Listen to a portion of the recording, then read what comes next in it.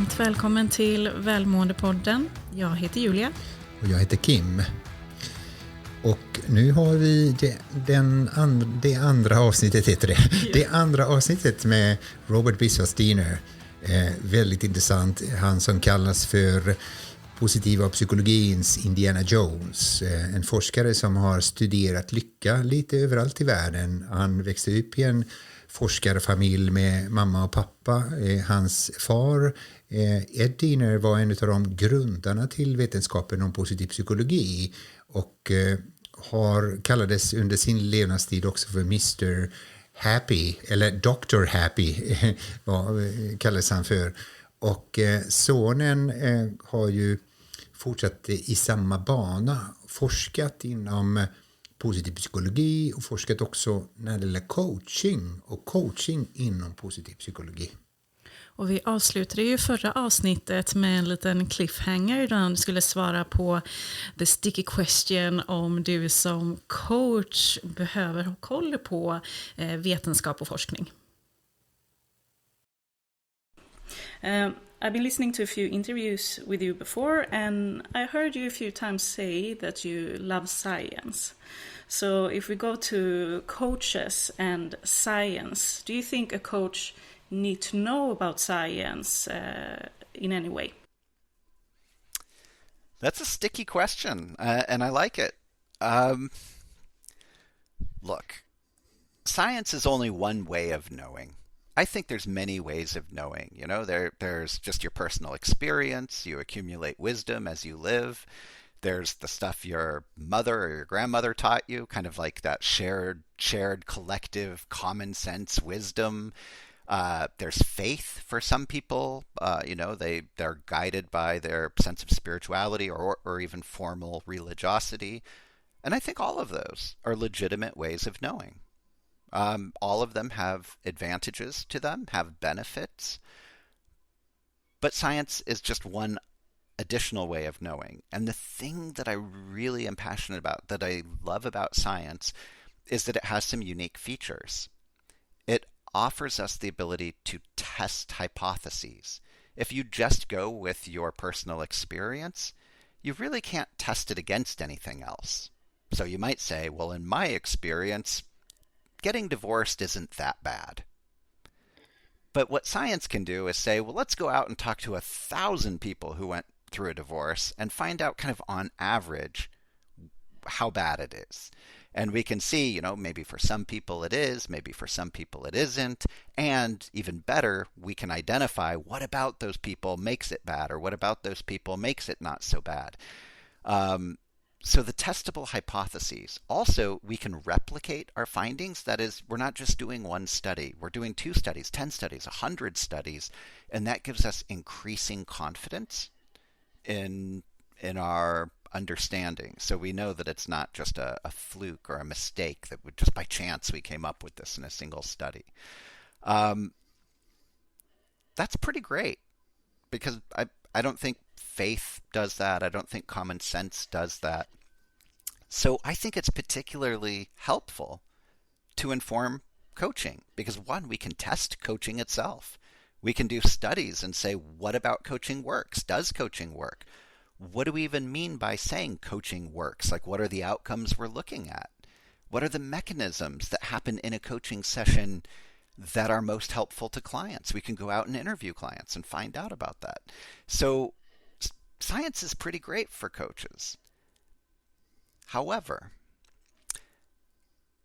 there in the world of coaching is a lot of sort of pseudoscience or half science. People, they might say, and I'm going to be delicate about this, but they might say, I'm informed by neuroscience, which is fine because I think neuroscience is a legitimate science. And if it can tell us things about behavior change in coaching, we should listen to that. But people often overclaim the science. So, if I know, for example, that I love my wife very much. And I don't need you to come and say, well, do you know that's because of the release of the hormone oxytocin in your brain? Because my experience, my personal experience of love for my wife is very far from the release of oxytocin in my brain, and it doesn't help me all that much to know that it's oxytocin. It's more helpful for me to think like, how much do I love her? Does my love shift? Are there days that I love her slightly less, or that I'm irritated, or that's what I would rather talk about. But it is important to know what's going on biologically also. So I think it's a delicate matter for coaches because it requires scientific literacy. If you say, yeah, I'm informed by science, if you say you're informed by neuroscience, well, I hope you know a lot about neuroscience, more than I just took a 3-hour course on a Saturday. I think you should have an advanced certificate. You should have in-depth training in it.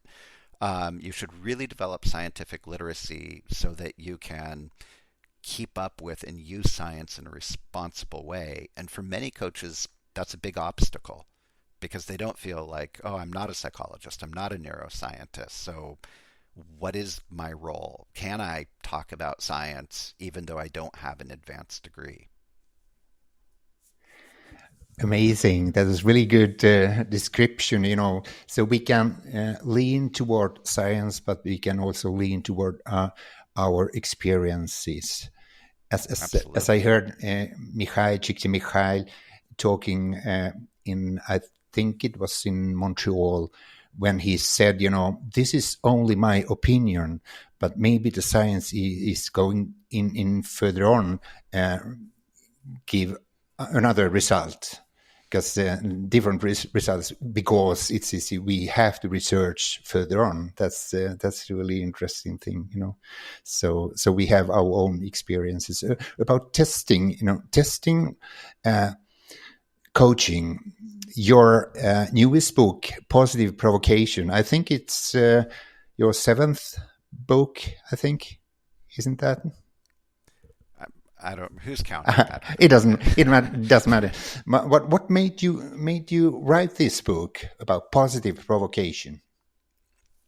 I think I'm wired a little differently than other people, which is I've always had a natural ability to look at things from a pretty fresh point of view.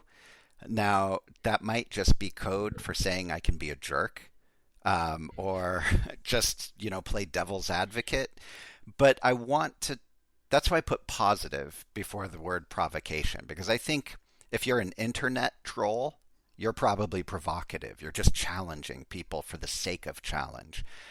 But I've never been interested in that. I've always been interested in exploring ideas and saying, well, that idea's okay, but let's peek under the hood. Let's find out, are there exceptions to that? Is there nuance? Let's look at it in a sophisticated way. And I always felt that coaching really needed this, because in the world of coaching, there's a certain culture where people just sort of say these things. I'll give you a quick example. In English, people often say, I don't believe in shoulds. And the word should, sort of meaning an obligation. But what people are really saying when they say, I don't believe in shoulds, is they're saying, sometimes people can be too hard on themselves, I think. But when I just take that statement, I don't believe in shoulds, I think that doesn't really hold up. All of us have lots of shoulds. We have lots of duties, lots of obligations. If someone is hit by a car on the street near you, you should help them. And I want to live in a society where people experience a lot of shoulds.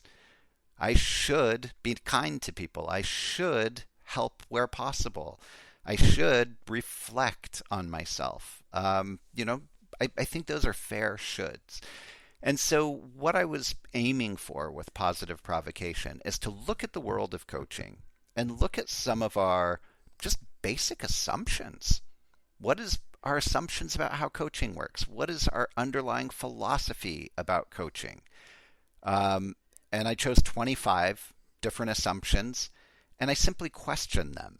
Not to suggest that I'm better than other people, or that I know the truth and they don't, or that, I'm just telling you, oh, you're wrong about everything you believe, because I don't know the truth. And so I was just like, hey, what about this?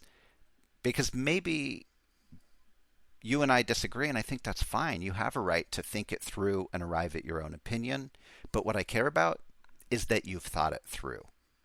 What I don't want is for someone to go through coach training and say, well, that's what I was taught, and therefore I do it. What I want is for them to go through coach training and to say, some of the things in my coach training I love, some of the things didn't make sense, so I modified them a little, and that's how I arrived where I am today. Yeah, that's amazing. I mean, the book, I believe, is such a good challenge for you as a coach, and it really helps you to become a better coach. And that's also why we have this group of coaches gathering a few Fridays together where we talk about this, like, but what do you believe? What is your experience? Are we wrong? Are we right? What is this all about? So regarding these provocations in your book, which provocation do you think is the one that people have reacted most to? Like, regarding the provocations, like, is this really a good provocation to put out? There are several. There are some that people really like, and they're like, oh, I've kind of been thinking about this, and this gave me permission to say, yes, this is what I believe. And I like that reaction. There are a couple that people have a strong negative reaction to.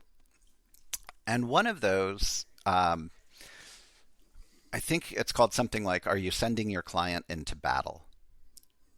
It's one of the later provocations. And just to lay out the premise, in coaching, coaching came from encounter groups from the 1970s, these sort of self-help groups, and from cognitive therapy, right? And cognitive therapy is a good therapy. It works. If you come in with depressive symptoms, the idea is maybe you're thinking about things in an unhelpful way. You're being too rigid, too black and white, too perfectionistic. And if we can change the way you think, then maybe your symptoms of distress will be better. And that really informed coaching in its early stages. And so you find the legacy of that in coaching now. And you hear it in questions like this, which are very common. To the client, you say, how might you be holding yourself back? What are your self-limiting beliefs? How might you be getting in your own way? What are you so afraid of? But if you hear those, at least as I hear them, those are pretty negative questions. And they're negative because they present a very clinicalized, problem-based view of the client. You're saying, you know what? And I'm going to say this more strongly than I believe it. But you know what, client? There's something a little broken about you. And if only we could fix it, then you'll be better. If only we could fix this broken thinking, this self-limiting belief. And I think that what you're doing there is putting your client at war with themselves. And when people go to war with themselves, that's a pretty hard battle to win. Because even if they're the victor, they're also the loser. And fortunately, I think you can sidestep this. So this is the other part of my provocation. I'm not just pointing out problems. I'm also trying to fill in the holes. For me, I just fundamentally don't believe that my clients are a problem. And when I interact with people, I mostly don't think that people have self-limiting beliefs. I do acknowledge that in some extreme cases, yes, there are. I do think self-limiting beliefs exist, but I think mostly the stuff we're seeing is not it. So if I have a client say, I'm just no good at this, my first thought is, maybe they're no good at this. They might be completely accurate. Like, why take that away from them? Maybe it's an accurate self-assessment. But maybe it's not accurate. Maybe they actually are good at it, but they're saying they're not good at it. Well, is that something broken that I need to fix? I don't think so. I'm like, hey, what's going on that you would be saying about yourself that you're not that good at it? And usually it's something really logical. Like, I just want to be cautious, or I'm a little bit afraid to fail. I don't want to fail in public. I don't want to risk too many of my resources. And those are all really normal things to think. Who does want to fail in public? Who does want to take too many risks? So I don't think that that's a messed up or a problematic way of thinking. I'm like, oh, so it sounds like this little critical voice you have kind of wants the same thing you want, which is for you not to fail. What if you and that little voice were friends with one another? You both want not to fail. It sounds like now you have a teammate, not someone that you have to go to war with. So how could you work with this voice instead of against the voice? And sometimes it's the voice is a little too mean, it's a little too harsh, I don't like the tone, even though the fundamental message is good. So yeah, maybe it's just asking the voice to be a little kinder, but not to change the fundamental message. And so then it's like, oh, listen to the voice. When should you be cautious? When should you take it slow? How much should you risk? Because that's what the voice is all about. And so I spend a lot of time trying to fundamentally accept my clients and empower them and resource them rather than pit them against themselves. There are loads of coaches out there that really disagree with that. I can imagine that. Isn't that true that if we used to say, if you own a hammer, you tend to see nails everywhere, and when you have a coach degree or education or whatever it is, and you are new as a coach, it's really important for you to just use your the learning points you had, and maybe listen to client and his or her needs. Isn't that true? Yeah, and it's a great phrase, right? This, if all you have is a hammer, everything's a nail. But that kind of misses the potential of hammers. Because I think it's good to have a hammer, but you can use a hammer for a lot of things. You can prop a door open with a hammer. You could use a hammer as a paperweight. You could use a hammer for self-defense. I don't know, to threaten someone. There's loads of uses of hammers. That's probably a terrible example, by the way, that last one. But it's just sort of metaphorically getting people to say, yeah, I do have a good tool, but maybe I could use the tool in a slightly different way. What are my assumptions about this tool? And my assumption is that it's for pounding nails, but there's also lots of other things we could do. I mean, just like I said before, these provocations and these different ways to put your coaching in perspective really helps you to challenge yourself in a way that makes you better for other people, because that's why normally you become a coach, is because you want to help other people. And I also want to bring up this book that you wrote, The Upside of Your Dark Side, because when we talk about positive psychology, many people believe it's about being positive all the time, and that's what we should aim for. But can you tell a little bit about the other perspective when it comes to positive psychology? Yeah, so positive psychology itself was a course correction in the field of psychology. So psychology was studying depression, schizophrenia, anxiety, trauma, which is good. We should study that. That's really important. Those are ills that need to be addressed and treated. But it sort of forgot the other half of the coin, right? What about joy, enthusiasm, helping, all the good stuff that people are doing? And so positive psychology said, hey, let's just remember that and let's study that. So let's study optimism. Let's study resilience. Let's study perseverance. Let's study humor. But maybe then people in that field swung too far over the other way. And you sometimes find this with coaches as well. If a client gets frustrated, it's like, no, don't be frustrated. There's actually something good about this. And that can be quite invalidating to someone, because frustration is a really normal and natural experience. And usually when people are frustrated, it's for a good reason. You never hear someone say, I'm frustrated for no reason whatsoever. They're usually frustrated for a really good reason, and they should feel frustrated because that's the logical thing to feel in the moment. And so what my co-author and I were attempting to do with the upside of your dark side was just bring the two halves back together and say, yes, positivity is good. A positive outlook is good.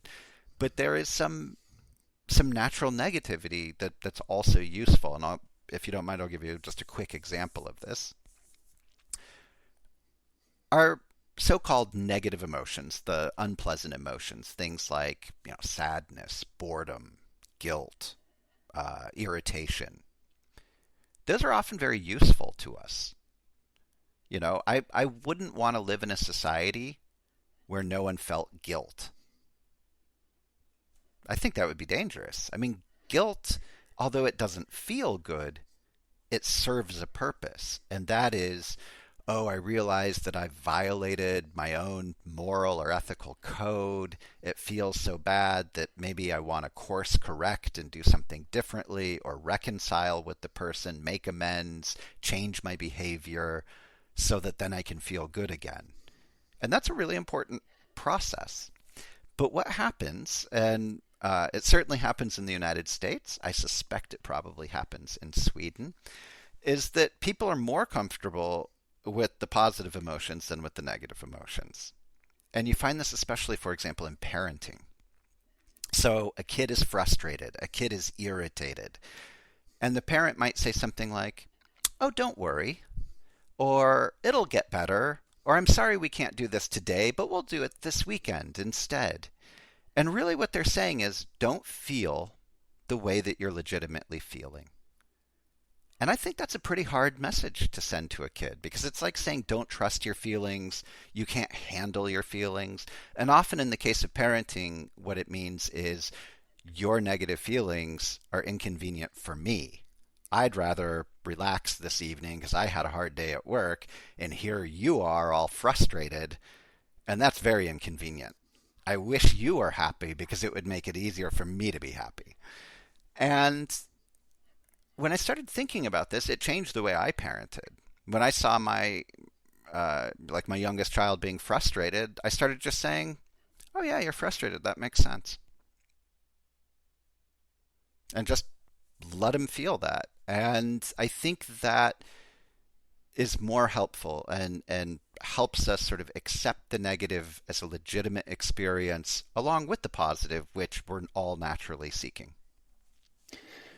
So we should learn to just embrace even these tough emotions. We used to actually call them tough or annoying emotions, not negative emotions, because we think they are there for a reason. These we are calling for negative emotions. Should we just embrace them as well? Yeah, when psychologists say negative and positive emotions, we're talking about it like you might talk about a battery. So, you have a negative end of a battery and a positive end of a battery, but no one's like the bad end of a battery or the good end of the battery. We're just saying it's just two different directions, and that's what psychologists mean. Amazing, yeah. Do you have any tip or so that you want to give our audience or listeners to this podcast about well-being? Yeah, I do. I think that many people who give tips about well-being give a tip about here's how to be happy. But the truth is, how would I know how you should be happy? Go to more barbecues? Enjoy a football game? I don't know. How would I know what you're into? But I do think you're probably already trying to be happy. And here's one of the things that I think is an obstacle. That you're either not giving yourself permission or you're not giving yourself enough time. And both of those relate to my tip, which is prioritize your well-being.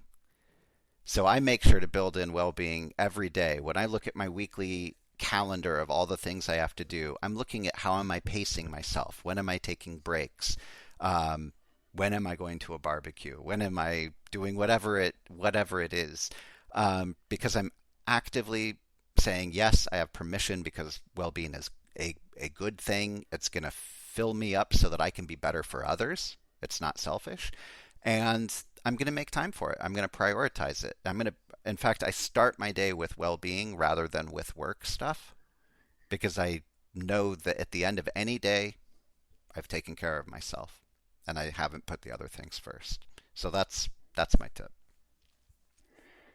Thank you so much, Robert Biswas-Diener, to being our guest in Välmående-podden. Thank you so much. I had a great time, and hopefully it's useful to some of your listeners. Och där hade vi intervjun med Robert Biswas-Diener. Vilken inspiration han är. Verkligen, han bara utstrålar det som han pratar om välmående och lycka. Ja, och så har han lite den här touchen av provokation och att verkligen utmana våra tankesätt egentligen. Ja, han provocerar med glimten i ögat.